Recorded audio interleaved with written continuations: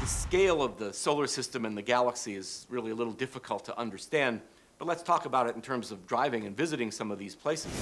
So if you're in a car, and let's say you can drive 100 miles an hour, and you never have to stop. You don't have to get gas, you don't have to get food, you don't have to worry that the highway patrol is going to pull you over. If you wanted to go across the country, it would take you 30 hours to drive all the way across the country. If you wanted to drive your car all the way around the Earth, including driving over the oceans, it would take you 10 days to go all the way around. If it were me, I'd actually go around from the North Pole to the South Pole, because I've never gotten to see those places. If you wanted to drive to the moon, I'm not sure how you would do it, but if you wanted to drive to the moon, get in your car, start driving, it would take you 104 days to get to the moon. It takes you quite a long time if you're just in the car and driving that way. So if you wanted to go anywhere further, out past the moon, and the moon is really close to the Earth compared to everything else. If you wanted to go any further, you're going to have to do something other than getting in that old family car and starting to drive. So instead of using your Honda Civic, which maybe goes 80 miles an hour, we'll put you in a souped-up NASCAR that can go 200 miles an hour. So you get in and you take off and you want to go visit the moon, which is clearly the nearest thing in the sky. It would still take you 7 weeks if you had no pit stops all the way. If you then hung right at the moon and went on to Mars, you'd never get there. Because to get to Mars, the next planet out from the sun would take 130 years. So maybe your great-grandchildren might get there, but you'd never see the surface of the red planet. Now, you'd say, that's silly, I wouldn't even use a NASCAR. I'd use the space shuttle that goes 25,000 miles an hour, so I could do much better there. Liftoff. Well, it still takes you hours to get to the moon. It still takes you almost a year to get to Mars at that speed. It takes you more than 20 years to get to Neptune. And to get to the next star, it's 125,000 years, the entire span on which humans have existed on the surface of the Earth.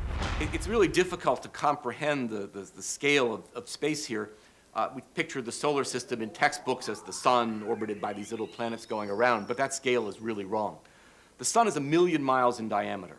So let's compress it down to something the size of my fist. Then where's the Earth with respect to that million-mile fist? Well, it's a speck of chalk dust about 15 feet away. Okay. Neptune, the most distant planet, would be just outside the door across the street. But then the next nearest star to the sun would be another object about this size, because it's very similar in size and temperature to the sun, in Minneapolis, if we're sitting here in New York. And there's another one in Sacramento, another one in Singapore, another one in Adelaide, and 100 billion others of those scattered around at those sorts of distances to make up our little tiny island in the universe we call the Milky Way. You probably think that astronomers understand these distances very well, and I could tell you that Pluto is 3 billion miles away, but 3 billion miles means nothing to me. You know, it's just, yeah, that's really big. It's bigger than 2 billion and also bigger than 1 billion, that I'm sure. But it doesn't mean anything. So even astronomers have to use some sort of way of thinking about these things. And here's what I think about. The speed of light is very fast, and it doesn't take light very long to go anywhere. The speed of light links together space and time in the universe. It's fast. It's 186,000 miles per second, which means if you set up some big mirror in New York and another big mirror in LA, the light beam could bounce back and forth 75 times in 1 second. The distance to the sun is 8 light minutes. The distance is light minutes. That means it takes light 8 minutes to get from the sun to the Earth. But when we're talking about the stars and the galaxies, we often use light years. That's the distance light travels in a year. It travels along at the speed of 186,000 miles a second, and in a year it will therefore cover 6 trillion miles. So 1 light year is the same as saying 6 trillion miles, but a trillion doesn't mean much to most people. A year does, and so we can say, so the nearest star is 4.4 light years away, meaning the light took 4.4 years to get from them to us.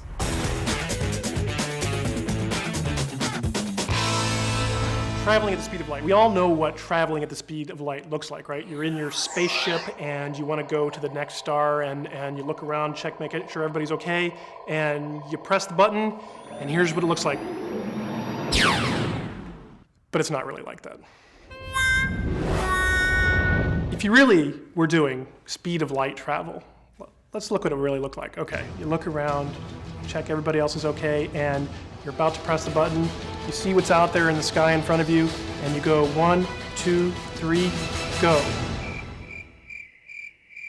It looks the same.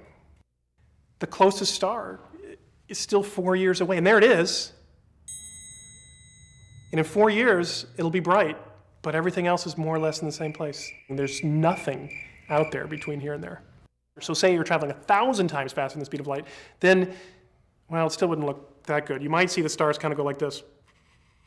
But let's say 1,000,000 times. Okay, 1,000,000 times faster than the speed of light. I'll give it to you. It's going to take a while before we figure that technology out.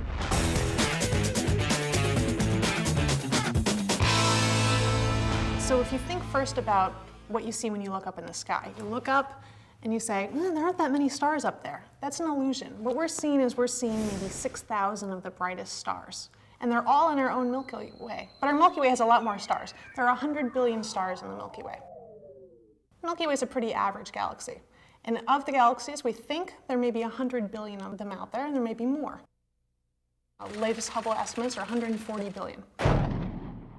So 100 billion stars in our average galaxy times 140 billion galaxies gives you 100 with 20 zeros after it, a quadrillion, 22 zeros. So there are 10 quadrillion stars out there in all of the galaxies. Is that more than all of the pieces of sand on all the beaches of the Earth?